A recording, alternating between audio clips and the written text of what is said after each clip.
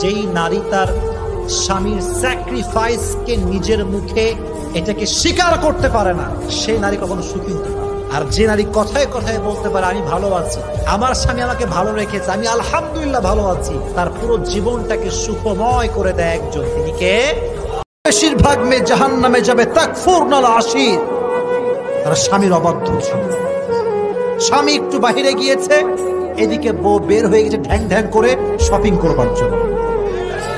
অনেকের বউ আছে স্বামী কন্ট্রোল করতে চায়, বাট বউ হচ্ছে বেহায়ার মতো, সারাদিন টোটো কোম্পানির মতো ঘুরে বেড়ায় রাস্তাঘাটে, ঠিক কিনা? দাড়ি দেখে পছন্দ করবে না, ও তো তোমার বউ হওয়ারই কোনো যোগ্যতা রাখে না। কথা ক্লিয়ার?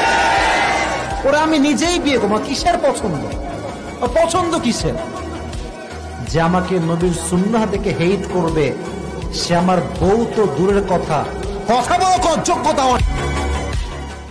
দাড়ি রেখে দাও, লাভ হবে একটা, সব টিকটকার মেয়ে ভাগবে, দিনদার মেয়ে তোমাকে পছন্দ করবে।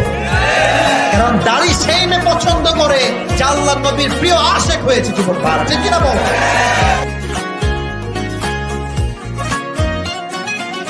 বিয়ে করে মনে করেন 10 লাখ টাকা মোহর নির্ধারণ করেছে, ফর এন এক্সাম্পল বলছি, বাসরাতের আগে দেয় 1 লাখ টাকা, আর বাসরাতে বইয়ের পা ধরে, মা মাফ করে দাও, হাত দিতে পারবো না, আমার কাছে টাকা নাই, গরিব। এটা করবেন না, যা দিতে পারবেন তাই। 1 লাখ দিতে পারবেন, 1 লাখ আপনিও মোহর নির্ধারণ করবেন। 20 লাখ টাকা লেখেন ভাই, আমি দিয়ে দিব সব, বাসরাতে বইয়ের পা ধরে ক্ষমা চাই। এটা আসলে আমি মনে করি এটা ল্যাকিং অফ পার্সোনালিটি, ব্যক্তিত্বের অভাব। এটা আমি যা পারবো সেটা আমি ফিক্স করবো, যেটা আমি পে করতে পারবো তাই আমি বলবো যে ভাই আমার 2 লাখ টাকা অ্যাবিলিটি আছে, আমি এটাই দিব, আমার দ্বারা আর দেওয়া হবে না, বাস এতটুকু। বাট নারীর যে অধিকার মোহর, এটা আপনাকে কনফার্ম করতে হবে। রাজি আছেন তো ইনশাআল্লাহ? ভালোবাসার বহিঃপ্রকাশ করতে হবে। অনেকে দেখবেন ভালোবাসে বাট বলতে পারে না, এরকম লোকও বাংলাদেশে আছে না নাই? আমাদের উচিত ভালোবাসার প্রকাশ ঘটানো।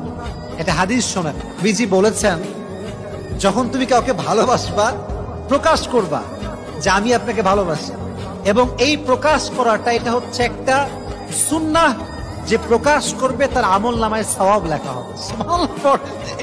ইসলাম কত সুন্দর দেখেন, ভালোবাসা প্রকাশ করলেও সুন্নাহ। ডিভোর্সি মেয়েকে অসম্মান করবেন না, আর মনে রাখবেন সব ডিভোর্সি মেয়ে কিন্তু খারাপ হয় না। সমাজের কথা হচ্ছে আমরা মনে করি ডিভোর্সি মেয়ে মানেই খারাপ, না, the matter is not like that।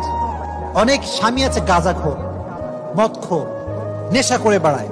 একজন দিনদার পরহেজগার মেয়ে, ফাতেমার চরিত্র যে মেয়ে চরিত্রবান, সে মেয়ে কখন গাঁজাখোরের সঙ্গে সংসার করতে পারবে ভাই? কখনো পারবে না।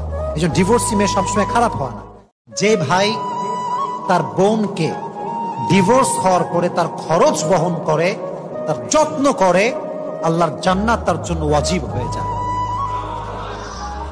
এবং সবচেয়ে উত্তম সাদকা